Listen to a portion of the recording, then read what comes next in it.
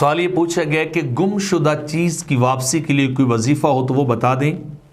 تو اس کے متعلق عرض یہ کہ انسان جو ہے اپنی اگر چیز گم ہو جائے تو اس کے لیے بہترین وظیفہ یہ ہے کہ انسان پہلی بات تو ہے کہ صدق کے دل کے ساتھ اللہ رب العزت کی بارگاہ میں دعا کرے، اور پھر اس کے بعد کثرت کے ساتھ ان للہ و انا الیہ راجعون کا ورد کرے تو اللہ تعالیٰ مہربانی فرماتا ہے۔ اس کے علاوہ ایک اور دعا بھی ہے حدیث پاک کے اندر کہ اللہم راد الدالتی وحاد الدالتی انت تہدی من الدلالہ اردد علی دالتی بقدرتک وسلطانک فإن من عطائک وفضلک۔ اگر یہ کلمات اور یہ دعا بھی جب وہ پڑھی جائے تو اللہ رب العزت گم شدہ چیز کو واپس اپنی کرم نوازی سے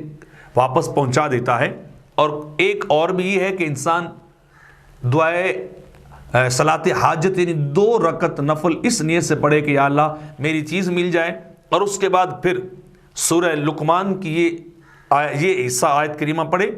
یا بنیا انہا تک مثقال ذرۃ من خردل فتقم فی صخرۃ او فی السماوات او فی الارض یاتی بها اللہ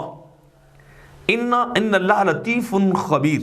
اگر یہ انسان پڑھے دعا تو تب بھی اللہ تعالیٰ مہربانی فرماتا ہے۔ اور اس کے بعد ایک اور دعا بھی سورہ آل عمران